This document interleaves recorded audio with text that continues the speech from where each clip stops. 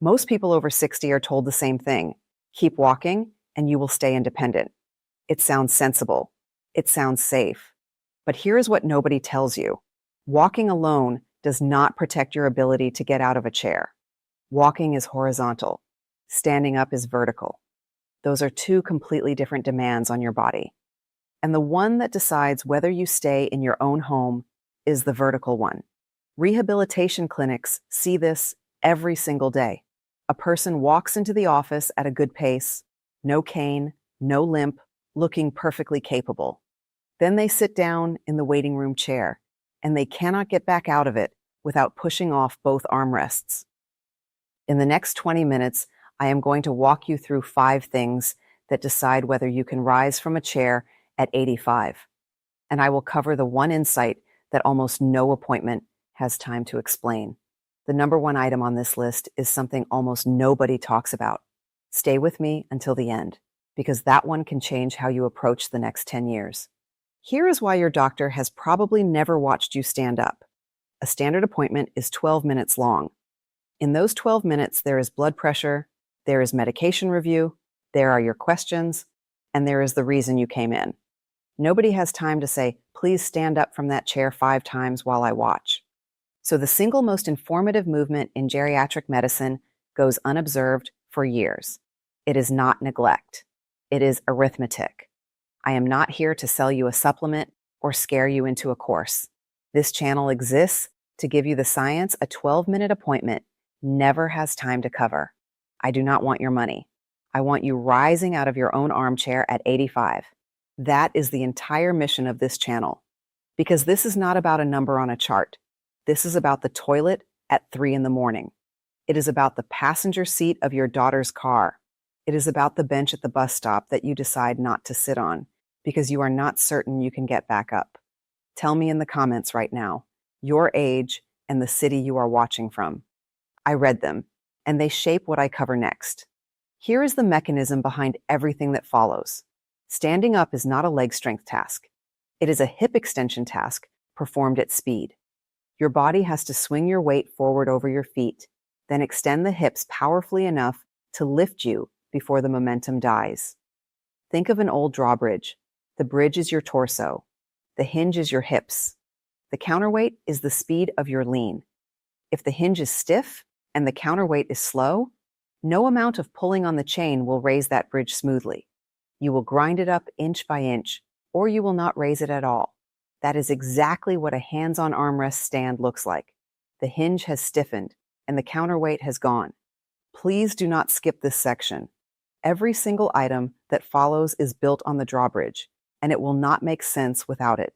It is the key to everything that follows. If this is already making sense to you, tap the like button so more seniors can find it. It costs you nothing, and it puts this in front of someone who needs it tonight. Item number 5 is the timed 5-stand test, done at your own kitchen table this week. Not a vague sense of how you are doing, an actual number in actual seconds. Here is the mechanism. Rising from a chair repeatedly measures 3 things at once: hip power, quadriceps endurance, and how quickly your nervous system can organize the movement. It is a very small engine test. When you turn a car key, you learn more about the battery in 2 seconds than you learn from staring at the paintwork for an hour. 5 stands is the key turn. It tells you the state of the engine, not the finish. Large clinical studies of older adults have used exactly this test for decades. It predicts future falls and future loss of independence better than most of the expensive equipment sitting in a hospital. Here is the protocol. Use a firm dining chair against a wall, not a soft armchair, and not a chair on wheels. Sit with your back touching the backrest, feet flat, cross your arms over your chest. Stand up fully and sit back down 5 complete times, as fast as you safely can, while somebody times you. Record the number of seconds. Under 12 seconds is a good result for most people over 60. Over 15 seconds means this video is about you and you should do the work in it. Now the safety modification. If you are at all uncertain, do not fold your arms. Keep your fingertips resting lightly on the counter or a walker frame for the first attempt, and have a person beside you. Do the test near a corner so a wall is behind you and beside you. If you feel dizzy, sharp pain in a knee or hip, or your chest tightens, stop immediately. Stop is not failure. Stop is information. Pair this test with a written date on your kitchen calendar. A number without a retest is a number you will forget within a week. Write today's seconds down, then write the same test on the calendar 8 weeks from now, because that pairing is what turns one measurement into a trend line. Knowing your number tells you where you stand today.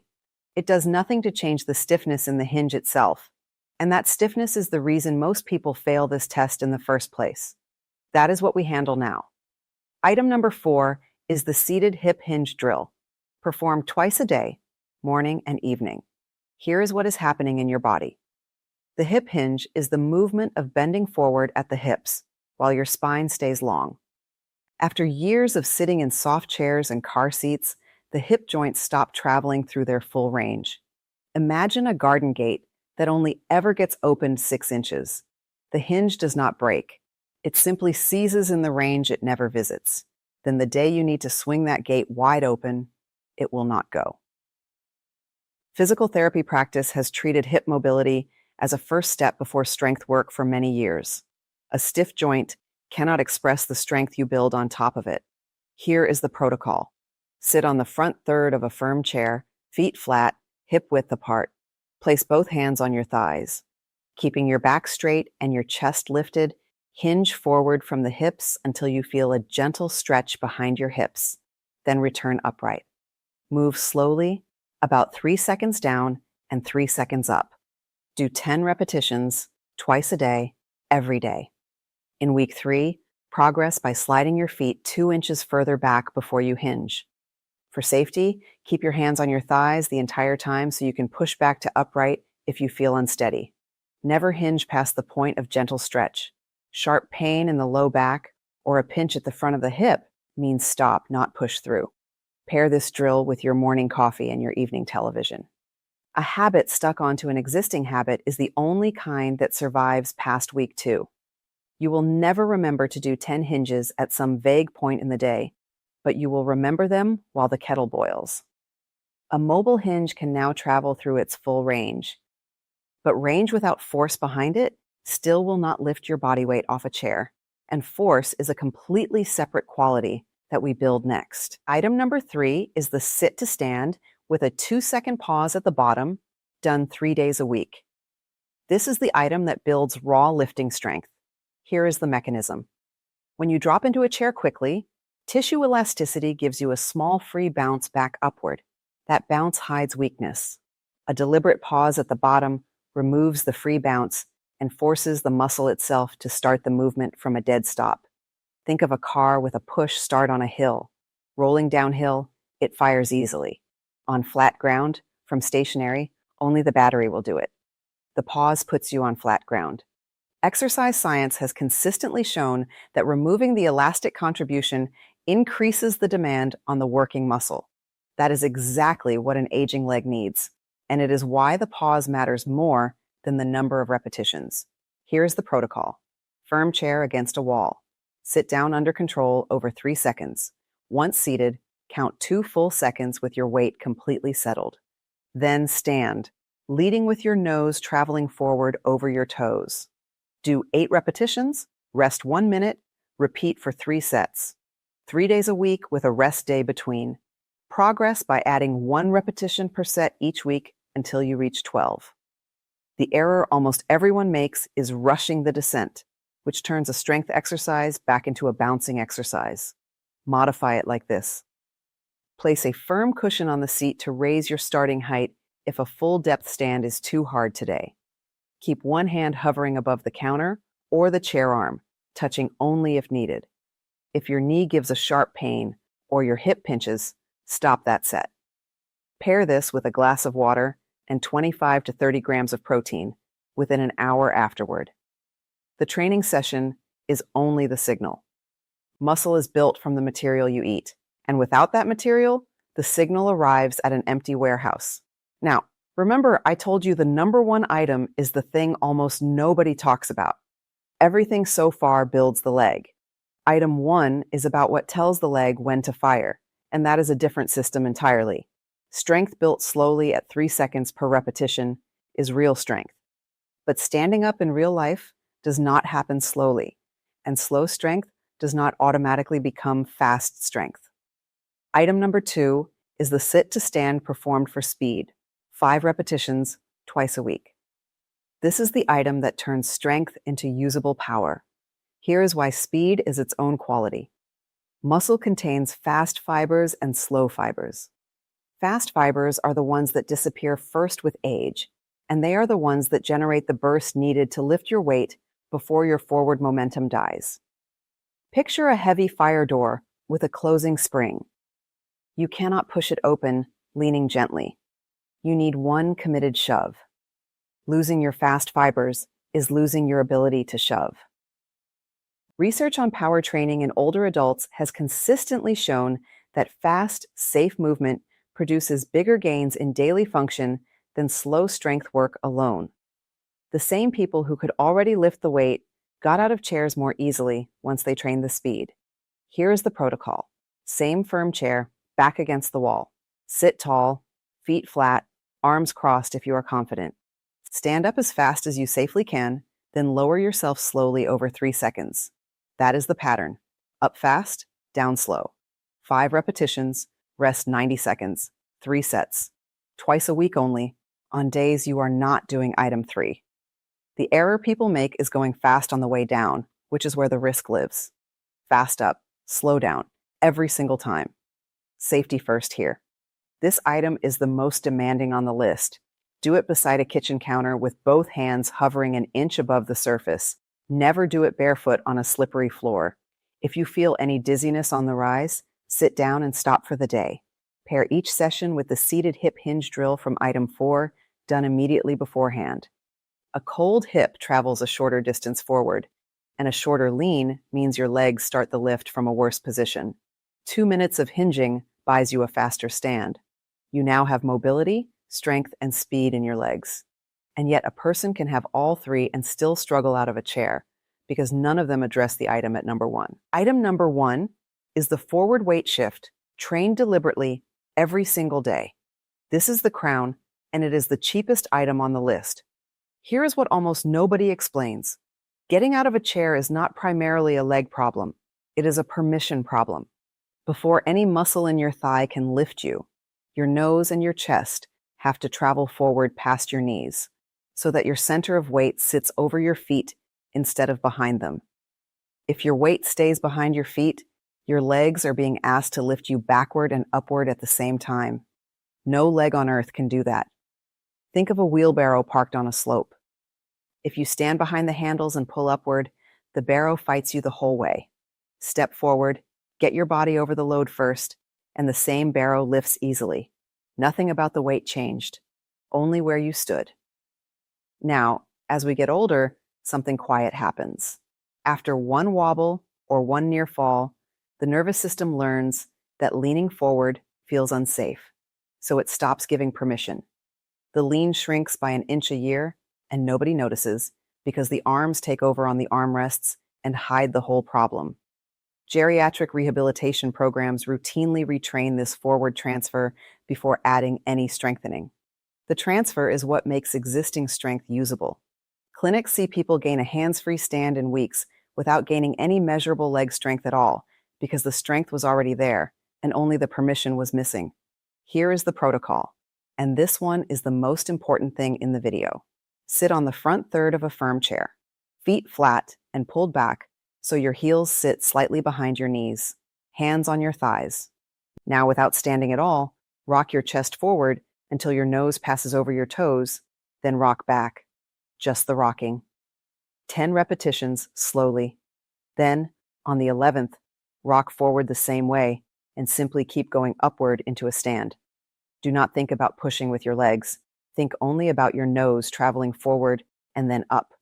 10 rocks and 1 stand, 3 rounds, once every day.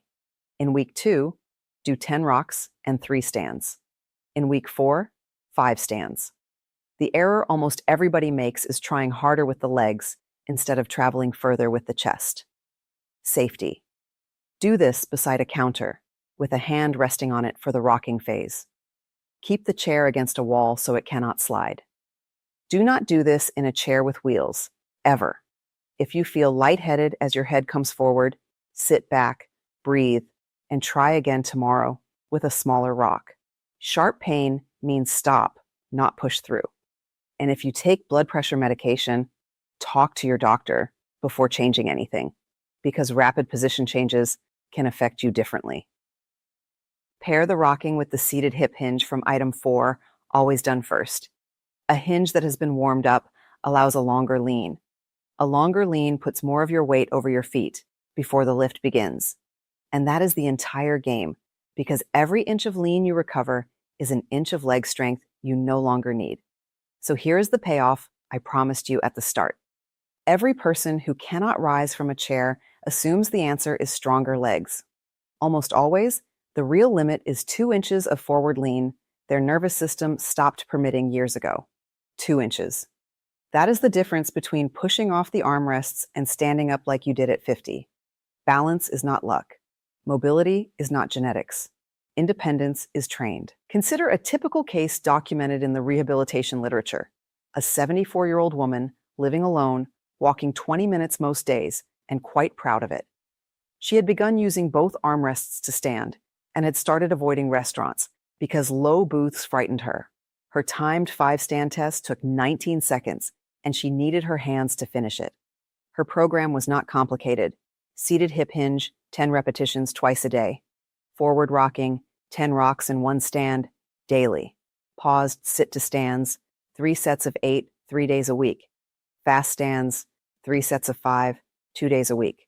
25 to 30 grams of protein at breakfast, which she had been skipping entirely. At 8 weeks, she repeated the test. 14 seconds, arms crossed, no hands. She had not become an athlete. She had recovered a lean, built a little power, and stopped avoiding chairs. She went back to restaurants. So here is exactly what to do, in order. 5 steps, and none of them need equipment you do not already own. Step 1, tonight. Sit on a firm chair with your back against a wall and do 10 slow forward rocks, letting your nose pass over your toes each time.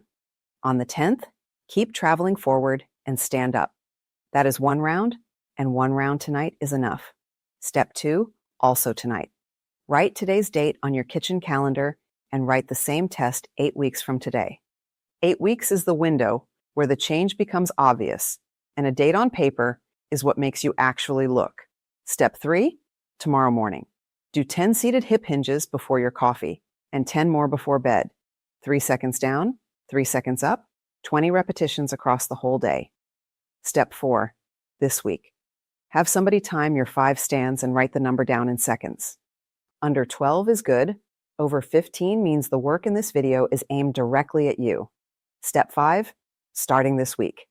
Eat 25 to 30 grams of protein at breakfast every single day. That is roughly 3 eggs or a cup of Greek yogurt with a handful of nuts, and it matters more than any other food decision on this list. Think of someone in your life who pushes off the armrests every time they stand and has started to make small excuses about it. Send this to them today. That one video may be worth more than the next 3 appointments they attend. Tell me in the comments which of these you are starting tonight. Your answers decide exactly what I cover next. And if you want more of the science a 12-minute appointment never has time to cover, subscribe to this channel. That is the whole reason it exists. This video is education, not a diagnosis. Your own doctor knows your history, so bring this list to your next appointment. That one sentence is the most important instruction in this video. I'm Laura Bennett. Don't forget to subscribe and live longer.